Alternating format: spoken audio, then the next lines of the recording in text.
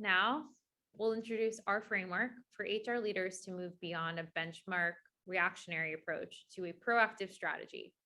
This was informed by our learnings from interviews and a systemic review of employee well-being reports.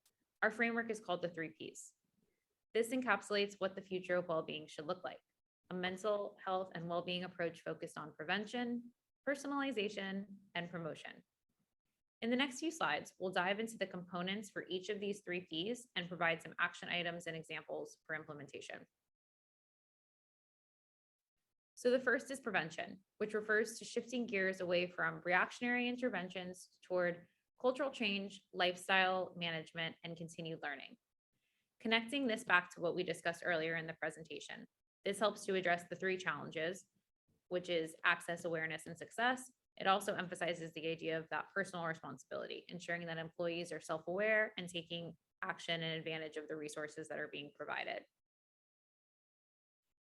So on the right, you'll find a checklist of items to consider when focusing on prevention.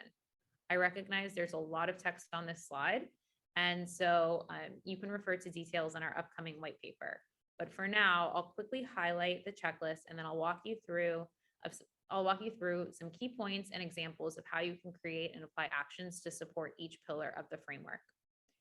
To have a preventative approach, make well-being a priority at every level of the business, have clear ownership and accountability mechanisms, get leadership buy-in and advocacy, create sustainable workflows, and improve access and resources.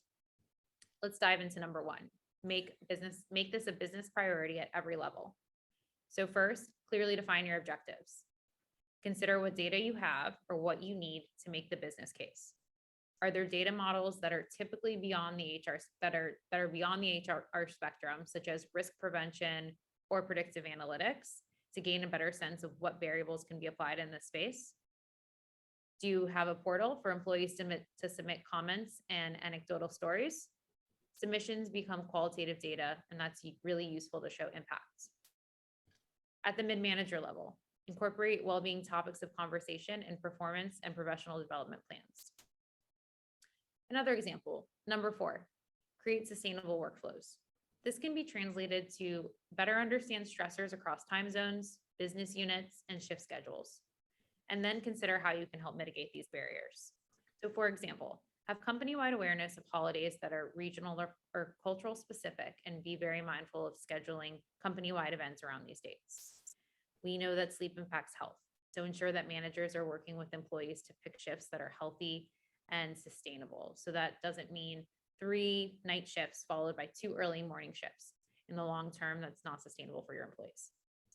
And then identify and be vocal about unintentional stressors. So a 7:30 a.m. meeting, not a big deal for me, but I know that my colleague has to take her kids to school at that time, and that's going to be stressful for her.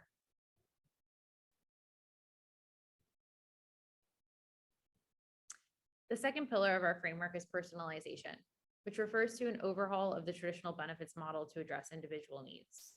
And so connecting this back to what we discussed earlier, this helps address 2 of the opportunities: the growing number of innovative vendors and unique employee needs and situations.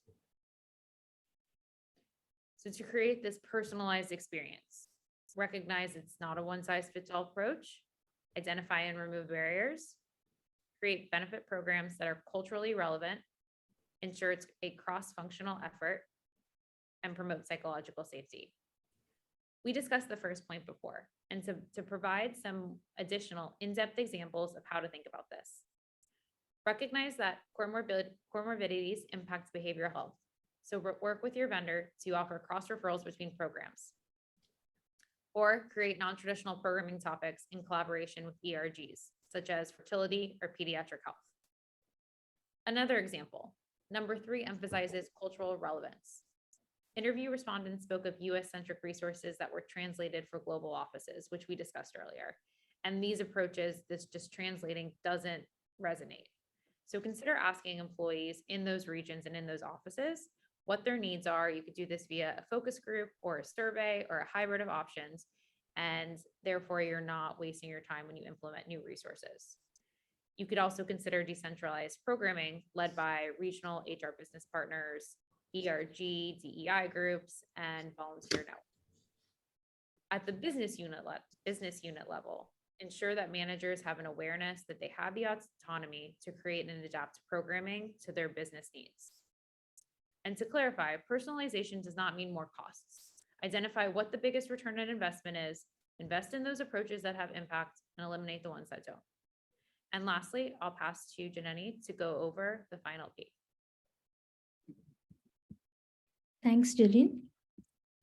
So our final P is promotion, which refers to an innovation in outreach and communications in a manner that all employees are aware and actively engaged in building a culture of mental health. So promotion helps to reduce stigma and it addresses the remaining barriers between employees and the resources that are available for their care. In our checklist, first I'd like to highlight number 2, which is to promote wellness through multimodal communication channels. This means that resources and information are available in a variety of different platforms, such as digital, print, and in-person contact points. We have touched upon this before. So in implementation, how this could look like is having a dedicated social media page or an email handle that's managed directly by the benefits team. Then supplement online communications with home mailers to reach employees who are in plants, who may not always be at their computers. Often family members and dependents on healthcare plans do not have access to internal channels. So one idea is to have an integrated wellness platform with chatbots and remove firewalls in some sections of the website to provide easy access for family members. An in-person communication strategy needs a large network of motivated volunteers or wellness champions outside of HR. They don't necessarily have to be experts on mental health, but people who are passionate about the topic. To keep all volunteers motivated and engaged, we need to make rewards and recognition fun. So this can look like small gestures, which are usually overlooked, but these are easy to implement and they hold value for employees. Some popular ideas we've heard include mental health ally badges or email signatures like mental health champions. And we can also provide a platform where employees can share how their colleagues or managers have stepped up to support them, such as in town halls or meetings. Managers can also lead by example by plugging in the resources they found most useful or relevant in team meetings. Another effective solution is providing a continuous stream of easily digestible information to managers and employees, such as bite-sized podcasts, a few talking points or tips, and short webinars on topics like sleep hygiene, nutrition, parenting, etc. Next, let's discuss point 5, which is creative incentives, also known as how to make it fun. So consider offering wellness stipends to allow employees some autonomy to spend on physical, mental, or financial well-being needs, such as student loan payments, audiobook subscriptions, or yoga membership. This also strikes the right balance between employer responsibility for well-being and the personal and giving individuals enough autonomy to select what's right for them. And we could also have an internal business unit challenge, which is quite common these days, that is beyond the traditional 10,000 steps per day competition. Some ideas include 5-minute daily meditation challenges for 2 weeks, or creating and sharing a healthy recipe that can be distributed among the teams. So whatever you choose, make it easy, fun, and simple so that everybody can participate, not just in a particular region, but worldwide. Great. So a few more questions, and then we'll wrap things up. So the first is really this confluence of personalization. At the same time, companies have their own cost restrictions. So really, how do you think about a company being both efficient in terms of their overall spend on mental health and well-being, at the same time offering lots of personalization for employees? Right. This is a great question, and there are many ways there is no one right way to do this. So one way could be to take on a portfolio of solutions that is cost effective and give employees enough autonomy to select among those portfolio of solutions that is most relevant for them. Then another cost-effective way to strike this balance between personalization and cost is to consider whether you need a global provider or a global provider who has local presence, or you want to decentralize your program and into different local vendors in different markets. So we have seen both approaches working because sometimes global vendors with a global presence can do a great job, but local vendors who only operate in certain markets could also be an effective option, but that really depends on different companies' experiences. So these are three different ways in which companies are trying to strike a balance between personalization and remaining cost effective. And I also want to touch upon that personalization doesn't need to mean, it's a misconception that personalization means expanding offerings and making it extremely expensive for the company. It could be as simple as rethinking the old benefits and whether they continue to be relevant. Like, is the universal gym membership still make sense for our employees? And why are we still continuing with that? And removing that, and in place of that, more relevant benefits such as flexible work hours or greater childcare, and more innovative options that employees really need in the present. Yeah, can I just to add to, based on our interviews, the largest organizations with the biggest budgets didn't achieve greater results. And so we mentioned a lot of strategies in the webinar that are very low cost or cost free, and the cost is your time and mental space. And so depending on no matter where your budget or starting point is, you can still move to personalize in some way. Great. I mean, it sounds like part of your answer as well is that, you know, as you personalize, you might get much higher uptake and greater usage of the programs by the people who need them the most, which actually creates a benefit on the other end, which kind of changes the ROI calculation. One last question that I'll ask you guys for your final concluding thoughts is, you seem to be also, as we've done more frequently in the last decade, we're asking managers to be more and more engaged on this topic, just as we are with asking frontline leaders and managers to help do lots of other things. So how do you create the space for them to do this work? How do you help them be more prepared to do this work? How do you get them to buy into yet another training program that they have to go through? So just any thoughts that you have in terms of, you know, how does this actually impact leaders, managers, and are they ready for this? Yeah, I can start us off. So we talked about multimodal communication channels before. So make it as easy as possible for them to receive information, whether that's talking points for them to integrate into their weekly meetings, a quick 5-minute podcast they can listen to on a walk, or a short webinar. That will help increase engagement, and also how positive role modeling starts at the top. So making sure to engage all levels of management to role model in a proactive way, and that will infiltrate through the system and hopefully increase engagement and the leadership. Yeah, I'd like to add to that.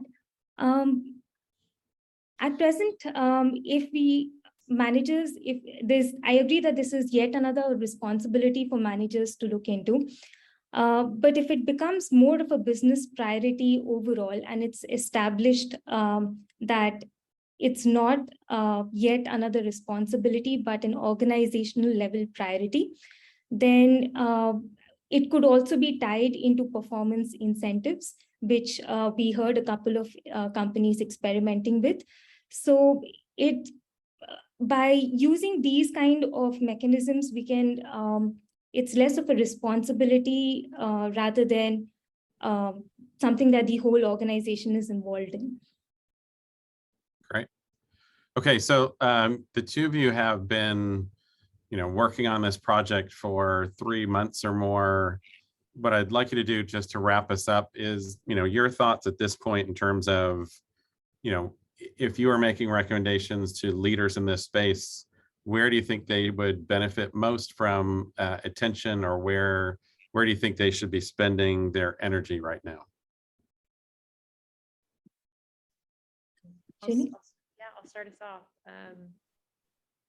At a basic level, you just mentioned good management and positive role modeling is a really huge key to success, because you can have the best resources and the largest budgets for benefits, but at the end of the day, if people are not happy coming into work and coming to the office and in a toxic environment, it's impossible to have a healthy workforce. And if you achieve that, you need board level buy-in for this to be a really sustainable effort long term. And I think those are the two biggest things that I would recommend and top of mind. Janani? I think one of the most important areas that leaders should focus on is also a question that I have at the moment. We keep talking about having a well-being strategy that responds to employees' needs in the present, but are we really anticipating mental health challenges before they occur? And is this something leaders are looking into? So we heard very few companies having a very intentional strategy for responding to return to work or hybrid work environments. And this makes me think that we really aren't anticipating what kind of mental health challenges will take place in the next 5 years as the different type of workforce, which is much younger, enters the companies. So I think there's a lot of scope to anticipate mental health challenges using the data that is available, and put in structural and cultural changes well in time, rather than responding to them in a reactionary fashion later on. Super. Okay, awesome. So I want to thank everyone for joining us today and for the great questions that came in. I want to thank Jillian and Janani for the great research that they've done. They will have a formal white paper that is a more detailed account of all their findings out soon, and you can look for that on the CAHRS research website. And thanks again to everyone for joining us, and for the companies that helped to fuel this research by participating in the interviews that the students did. So everyone have a great day, and thanks again for joining us. Thank you. Thank you.